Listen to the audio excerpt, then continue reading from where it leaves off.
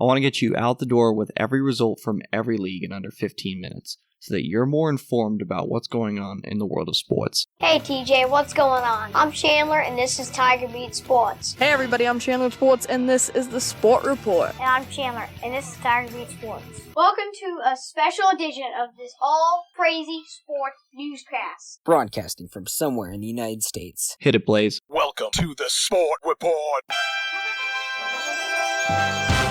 Tuesday, August 6th.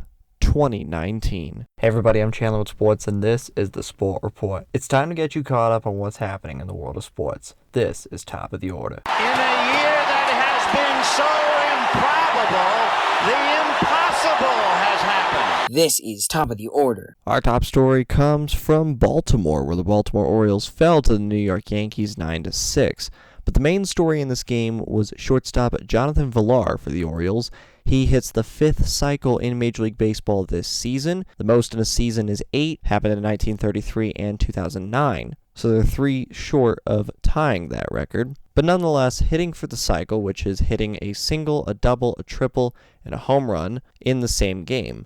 Now, it doesn't have to be in that order, but players have accomplished it in that order, and when that happens, it's called a natural cycle. Villar got his cycle when he singled to right field. In the end, the Yankees win by 3 as Adam Ottavino improves to 5-3 with a 1.47 ERA for New York, and Aroldis Chapman gets his 30th save of the season for the Yankees. 13 other games on the Major League Baseball schedule, including a doubleheader in New York, but not between the Yankees and the Orioles, but rather the Mets and the Marlins. Let's hit it. With one of the most unbelievable plays you will ever see by a shortstop. Ortiz into deep right field. Back is Sheffield. We'll see you later tonight. Someday the Chicago Cubs are going to be in the World Series.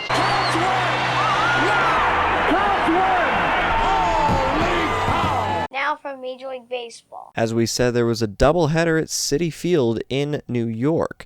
New York Mets 6, Miami Marlins 2 in the first game. Jacob deGrom, the reigning NL Cy Young Award winner, improves to 7-7 with a 2.77 ERA on the season for the Mets. In the top half of the 6th inning, Marlins rookie Isan Diaz hits his first career home run, and the best part, he got it off the reigning NL Cy Young Award winner deGrom, while his parents were being interviewed on live television.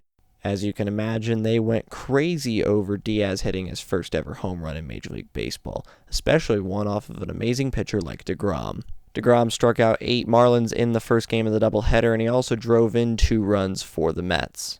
In the second game of the doubleheader, New York Mets 5, Miami Marlins 4. The Mets had 3 homers in the bottom half of the 7th inning, which translates into 3 runs for the Mets, and they would prove to be the 3 runs that they would need to get the victory in the doubleheader, so they sweep the doubleheader in Flushing, which is where the Citi Field is located for the Mets. Cincinnati Reds 7, LA Angels 4. Luis Castillo improves to 11-4 with a 2.63 ERA on the season for the Reds. He struck out a career-high 13 Angels in this game.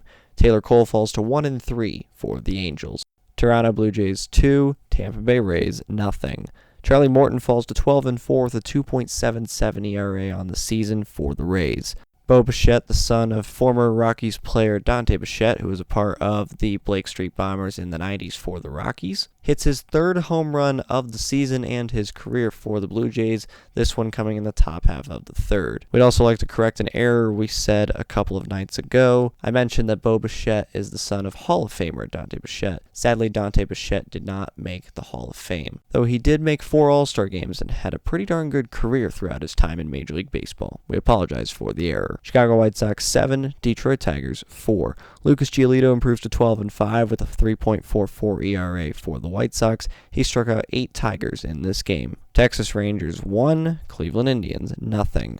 Mike Minor gets his 10th win of the season. He pitched 7 innings and struck out 7 Indians in this ballgame. He's 10-6 with a 3.06 ERA for Texas. The Rangers scored in the top half of the 4th inning when Nomar Mazara hit a sac fly to center field to score Elvis Andrus. Philadelphia Phillies 7, Arizona Diamondbacks 3. Vince Velasquez was not playing left field in this game as he was a few nights ago in the 15th inning. He did pitch in this game. He's now now 4-6 on the season for the Phillies, a 4.23 ERA to go along with that. In this game, he pitched 7 strong innings, only allowing 6 hits and 2 earned runs. LA Dodgers 8, St. Louis Cardinals nothing. The Cardinals only had 2 hits on the entire night. Michael Wacha falls to 6-5 for the Cardinals, and Cody Bellinger belted his 37th homer of the season. He is still behind Christian Yelich. We'll get to Yelich in just a moment. Before we get to Yelich's Brewers-Pirates game, we want to cover the Twins and the Braves. Minnesota Twins 5, Atlanta Braves 3. Miguel Sano hit a walk-off 2-run home run for the Minnesota Twins in this ball game. He came in the 9th inning to hit for Ihire Adrianza, the first baseman for the Twins. Now to the Pirates and the Brew Crew. Milwaukee Brewers 9, Pittsburgh Pirates 7. Jordan Lyles was traded from the Pittsburgh Pirates to the Milwaukee Brewers. He improves to 7-7 against his former team as Josh Hader gets his 25th save of the year for Milwaukee. We mentioned Christian Yelich. He hit his 38th and 39th homers of the season in a 4-hit game for Milwaukee. That's the Sport Report for Tuesday, August 6th, 2019. For now, I'm Chandler. Thanks for tuning into the Sport Report today. We'll be back tomorrow with the latest in sports. Do you want to contact Chandler Sports or members of the Sport Report team?